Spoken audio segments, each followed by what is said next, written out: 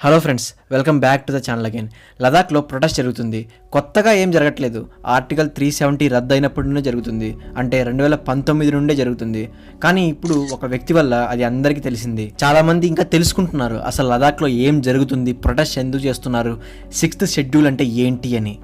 మీరు కూడా ఈ ఇష్యూ గురించి తెలుసుకోవాలి అంటే ఈ వీడియోని పూర్తిగా చూడండి. అండ్ ఐ ప్రామిస్ మీకు పక్కాగా ఒక క్లారిటీ అయితే వస్తుంది. సో టాపిక్లోకి వెళ్తే మీరు 3 Idiots మూవీ చూసే ఉంటారు. తమిళ్లో స్నేహితులు అని రీమేక్ కూడా చేయడం జరిగింది. అది మనం చాలాసార్లు చూసాం. ఆ సినిమాని సోనం వాంగ్చుక్ అనే వ్యక్తి లైఫ్ని బేస్ చేసుకుని తీశారు. ప్రజెంట్ ఈయన వల్లే ఈ లదాఖ్ ఇష్యూ అనేది చాలా ట్రెండింగ్ అవుతుంది. ఈయన ఒక ఇంజనీర్, సోషల్ వర్కర్, ఇన్నోవేటర్, ఇలా చెప్పుకుంటూ పోతే ఈయన గురించి టైం కూడా సరిపోదు. బేసిక్గా ఆయన చాలా గొప్ప వ్యక్తి, అందులో నో డౌట్. లేటెస్ట్ న్యూస్ చెప్పాలంటే మార్చ్ 6న 21 రోజుల నిరాహార దీక్షని స్టార్ట్ చేశాడు. హంగర్ స్ట్రైక్ని స్టార్ట్ చేశాడు. ప్రస్తుతం ఆయన హాస్పిటల్లో ట్రీట్మెంట్ తీసుకుంటున్నారు. అసలైన లదాఖ్లో ప్రొటెస్ట్ ఎందుకు చేస్తున్నారో తెలియాలంటే మనకు బేసిక్గా ఆర్టికల్ 370 గురించి తెలియాలి. మన ఇండియాకి ఇండిపెండెన్స్ వచ్చిన తర్వాత ఒక కాన్స్టిట్యూషన్ రూపొందించారు. అందరికీ తెలిసిన విషయమే. అదేంటంటే మన రాజ్యాంగంలో కొన్ని సెట్ ఆఫ్ రూల్స్ ఉంటాయి. ఎప్పుడైతే మనకు ఇండిపెండెన్స్ వచ్చిందో అప్పుడు జమ్మూ అండ్ కాశ్మీర్ ఇంకా రాజుల పాలనలోనే ఉండేది. పాకిస్తాన్ అప్పటికే ఇండియా నుండి విడిపోయింది. ఈ టైంలో జమ్మూ అండ్ కాశ్మీర్లో గొడవలు జరిగేవి. పాకిస్తాన్లో కలపండి అని కొందరు, లేదు ఇండియాలోనే కలపండి అని కొందరు అనేవాళ్ళు. నెహ్రూ కూడా జమ్మూ అండ్ కాశ్మీర్ పొలిటీషియన్స్ని అడిగాడు. అప్పుడు వాళ్ళు ఏం చెప్పారంటే జమ్మూ అండ్ కాశ్మీర్ని ఇండియాలో కలుపుతాం, కానీ మాకంటూ ఒక సపరేట్ కాన్స్టిట్యూషన్ ఉండాలి, మాకంటూ సపరేట్ రూల్స్ ఉండాలి అని చెప్పారు. సో అప్పుడు నెహ్రూ కూడా ఏం చేయలేని సిచ్యువేషన్లో వాళ్ళు పెట్టిన కండిషన్కి ఓకే చెప్పి ఇండియాలో జమ్మూ అండ్ కాశ్మీర్ని కలుపుకున్నారు. ఈ విధంగా వేరే స్టేట్స్కి సపరేట్ కాన్స్టిట్యూషన్ని ఉండేలా చేసేదే మన కాన్స్టిట్యూషన్లో ఉండే ఆర్టికల్ 370.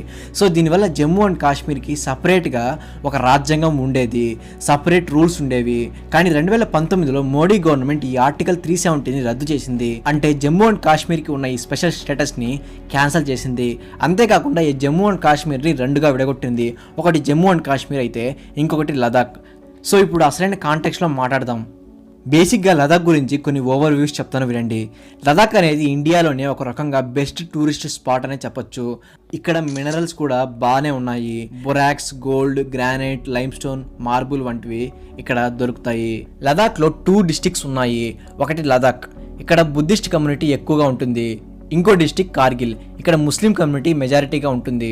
ఇవన్నీ ఫ్యాక్ట్స్ పక్కన పెడితే చాలా ముఖ్యమైన విషయం ఏంటంటే లదాఖ్ అనేది చైనా అండ్ పాకిస్తాన్తో బార్డర్ షేర్ చేసుకుంటుంది. ఇది చాలా ఇంపార్టెంట్ విషయం. 2019లో ఆర్టికల్ 370ని మన సెంట్రల్ గవర్నమెంట్ రద్దు చేసిన తర్వాత లదాఖ్ పీపుల్కి ఒక ప్రామిస్ అయితే చేసింది. అదేంటంటే 6th షెడ్యూల్ని లదాఖ్కి అప్లై చేస్తామని. కానీ ఇప్పటి వరకు ఆ ప్రామిస్ని వాళ్ళు పూర్తి చేయలేదు. మన ఇండియాలో ఈస్టర్న్ స్టేట్స్ అయిన మేఘాలయ, మిజోరాం, త్రిపుర, ఆసాం స్టేట్స్కి ఈ 6th షెడ్యూల్ అనేది ఆల్రెడీ ఎగ్జిస్టెన్స్లో ఉంది. అక్కడే ఎందుకు ఉంది అంటే అక్కడ ట్రైబల్స్ ఎక్కువ ఉంటారు. చెప్పాలంటే ఒక రకంగా మొత్తం వాళ్ళే ఉంటారు. మరి లదాఖ్లో కూడా అదే పరిస్థితి. 90% కంటే ఎక్కువ మంది జనాభా లదాఖ్లో ట్రైబల్సే. ఈ 6th షెడ్యూల్ వల్ల ఏమవుతుంది అంటే లదాఖ్ ప్రజలు కొంతమంది లోకల్ లీడర్స్ని ఎన్నుకోగలరు. అంటే ఇంతకుముందు కాలంలో విలేజెస్లో పెద్ద మనుషులు ఉండేవాళ్ళు కదా, సేమ్ అలానే వీళ్ళు మాత్రమే ఫారెస్ట్, ల్యాండ్, అగ్రికల్చర్కి సంబంధించిన చట్టాలు చేయగలరు. అంటే వీళ్ళ చేతుల్లోనే వీళ్ళ బాగోగులు ఉండేవి. వీళ్ళు ఎలాగో సేమ్ కల్చర్కి చెందిన వాళ్ళు కాబట్టి ప్రజలకు కావాల్సిన మంచి పనులు చేయగలరు, వాళ్ళ మనసును అర్థం చేసుకోగలరు. ఆర్టికల్ 370 రద్దు కాకముందు ఆటోనమస్ హిల్ డెవలప్మెంట్ కౌన్సిల్స్ ఉండేవి. వీళ్ళ చేతుల్లో లదాఖ్ బాగోగులు ఉండేవి.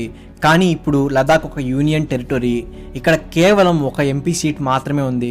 ఇంకొక విషయం ఏంటంటే ఇక్కడ ఒక్కటంటే ఒక్కటి కూడా ఎమ్మెల్యే సీట్ లేదు. సో లదాఖ్లో అడ్మినిస్ట్రేషన్ అంతా బ్యూరోక్రాట్స్ అంటే IASలు చూసుకుంటారు. ఇవన్నీ పక్కన పెడితే ఆర్టికల్ 370 రద్దయిన తర్వాత నుండి లదాఖ్లోని ల్యాండ్స్ ఎవరైనా కొనొచ్చు, ఇండస్ట్రీస్ పెట్టచ్చు. ఇలా చేస్తేనే కదా డెవలప్మెంట్ అవుతుంది లదాఖ్లో అని మీరు అనుకోవచ్చు.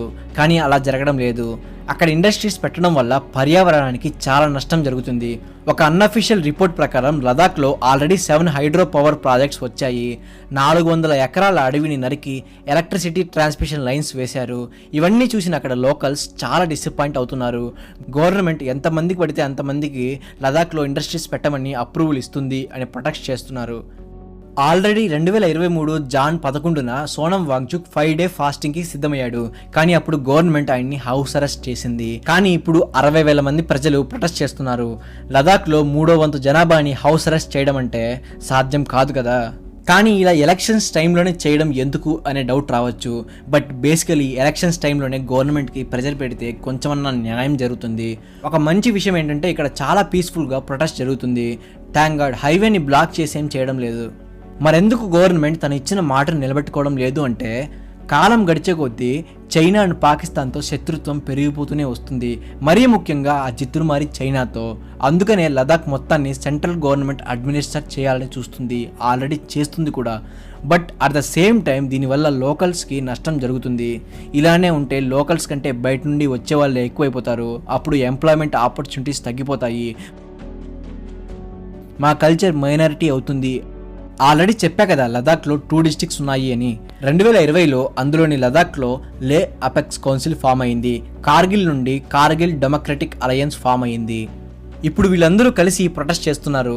బుద్ధిస్ట్ కమ్యూనిటీకి ముస్లిం కమ్యూనిటీకి ఒకప్పుడు ఒకరితో ఒకరికి పడేది కాదు, కానీ ఇప్పుడు ఇద్దరు కలిసి ఒకే సమస్య పైన పోరాటం చేస్తున్నారు. అండ్ గవర్నమెంట్ దీని గురించి స్పందించేంత వరకు ఇలానే చేస్తారు.